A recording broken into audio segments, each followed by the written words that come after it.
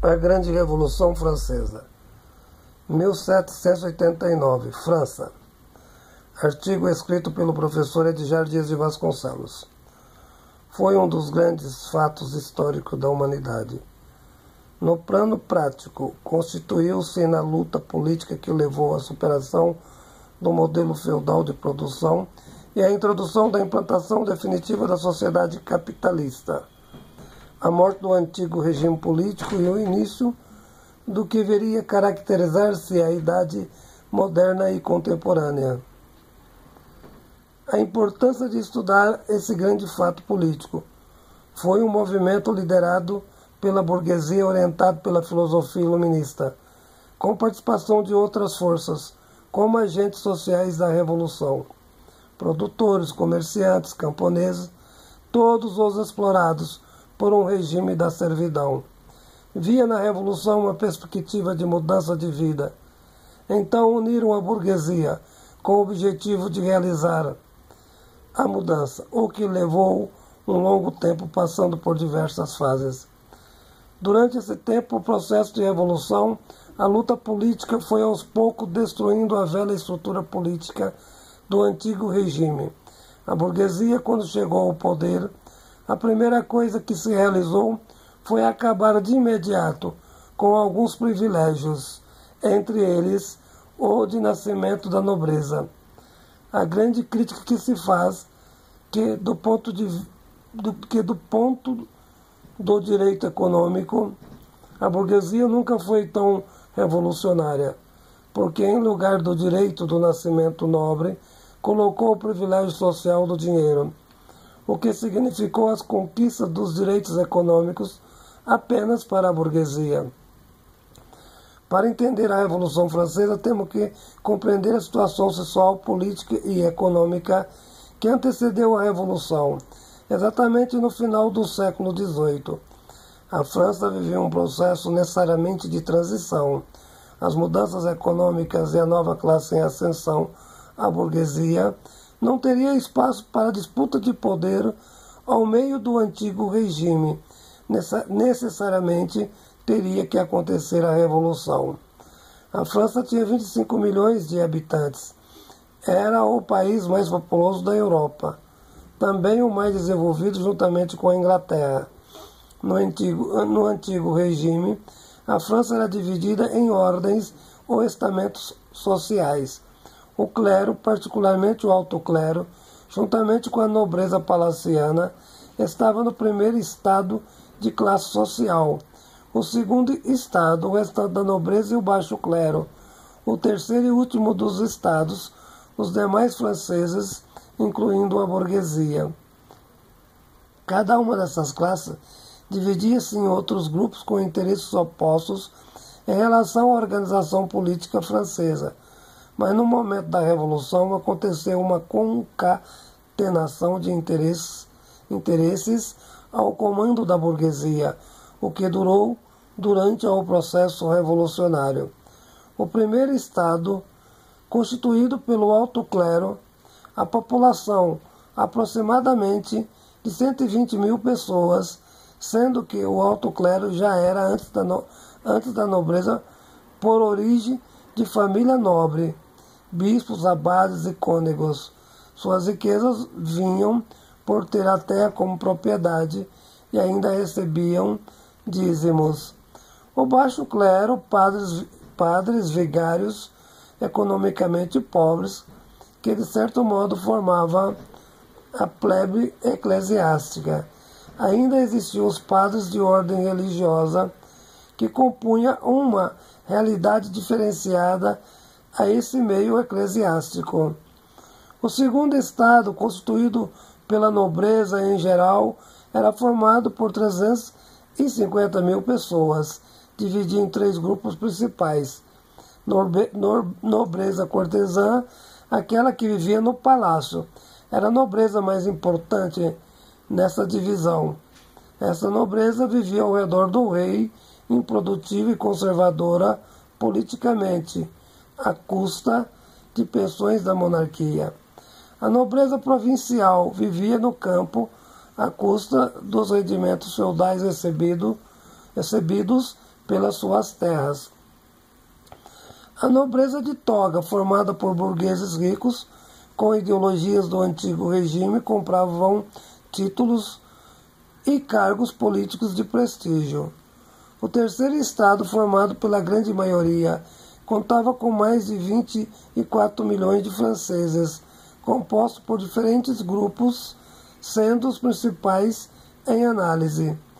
A grande burguesia, formada por donos de banco, empresas e grandes comerciantes.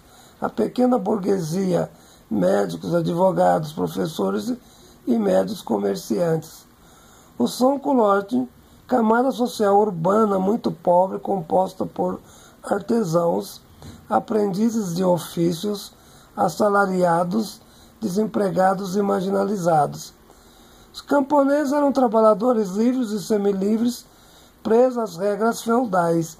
Viviam também uma situação caótica de vida miserável de campo, a serviço da nobreza rural, sendo que parte dessa nobreza encontrava-se nas grandes cidades, principalmente em Paris.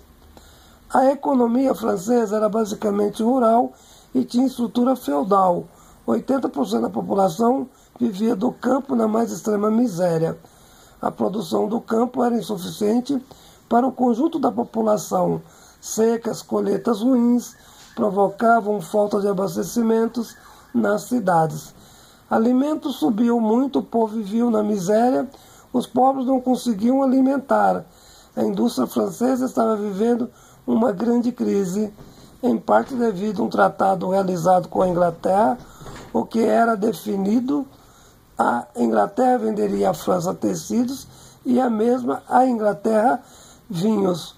Isso provocou uma grande crise, levando milhares de trabalhadores ao desemprego e à miséria. O governo francês atravessava uma crise financeira que se acumulava desde o reinado do rei Luís XIV. As finanças do Estado, gastos eram superiores às receitas, etc. O déficit era crônico. A única maneira de resolver seria promover uma reforma tributária que eliminasse a isenção de impostos concedida ao clero e à nobreza. Essas ordens não estavam dispostas a perder os seus tradicionais privilégios. Grupo do terceiro estado, apesar das diferenças sociais e interesses opostos, todos eram contra os privilégios da nobreza. Para começar, lutavam juntos para estabelecer o direito de igualdade no regime jurídico, a igualdade perante a lei, defesa inicialmente elaborada pela burguesia. O clero e a nobreza possuíam privilégios políticos e tributários. Entre os grupos de oposição à burguesia, adquiria cada vez mais a consciência da necessidade da mudança. Acreditava que a sociedade não poderia desenvolver o capitalismo sem que antes o Estado sofresse uma mudança radical, superando inclusive o antigo regime. Isso significava superar alguns pontos: o poder absolutista, a intervenção do Estado na economia, a intolerância filosófica e religiosa, privilégios hereditários do clero e da nobreza. Desencadeou então um processo revolucionário, 1789 a 1799, que foi muito complexo, contraditório, e para entendê-lo temos que dividi-lo em diversas partes. Revolta aristocrática, Assembleia Nacional Constituinte, Monarquia Constitucional, República e Constituição Nacional, e por último o governo do Diretório. A revolta aristocrática. Para solucionar a crise do Estado, o rei Luís XVI foi obrigado a criar novos impostos para o terceiro estado e, ao mesmo tempo, acabar com a isenção de impostos para a nobreza e o clero. Sendo ameaçados em seus privilégios, a nobreza obrigou o rei a convocar a Assembleia Gerais dos Estados. O grande objetivo, obrigar a burguesia a pagar os impostos sozinha. Contava com isso para atingir os seus objetivos seguiram o modelo tradicional de voto. A votação era feita por grupos. Desta forma, a nobreza e o clero tinham 2 votos contra apenas 1 voto da burguesia. A Assembleia reuniu no Palácio de Versalhes. A burguesia não aceitou o voto separado por classes, exigiu que o voto fosse individualmente. A burguesia tinha mais deputados que o clero e a nobreza juntos. A burguesia ainda tinha o apoio do baixo clero e até mesmo de uma pequena parte da baixa nobreza.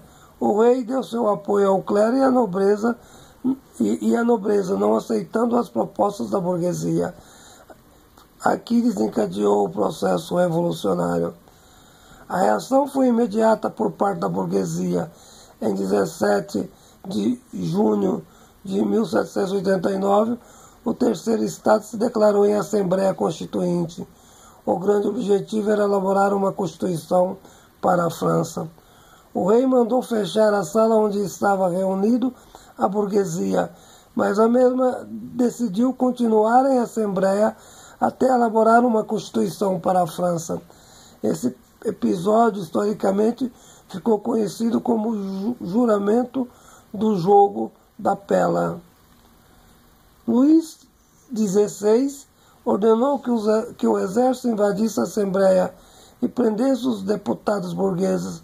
Acontece que uma parte do exército, àquela altura, era contra a nobreza, além de ser surpreendido por uma grande rebelião popular.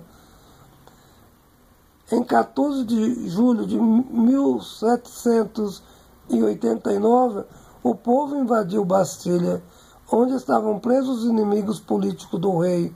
Além da libertação, a multidão tomou as armas que estavam guardadas na Bastilha para usá-las em defesa do terceiro Estado.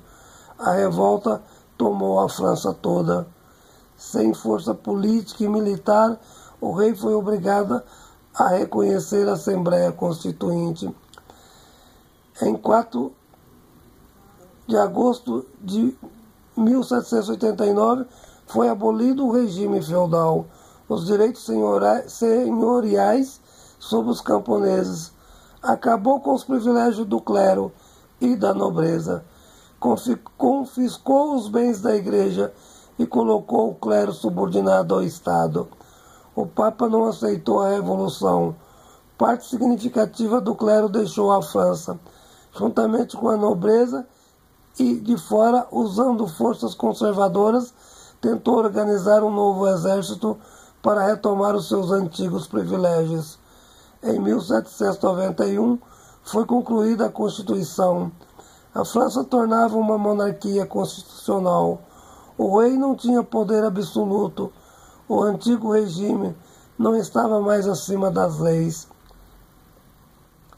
As mudanças principais: igualdade jurídica, extinção de privilégios da nobreza e do clero, a abolição da tortura e escravidão, liberdade no comércio, a não intervenção do Estado na economia, proibia a greve dos trabalhadores, na religião, liberdade de crença, separação entre o Estado e a Igreja, nacionalização dos bens da Igreja, na política, divisão dos poderes legislativo, executivo e judiciário, estabeleceu as leis para deputados por meio do povo.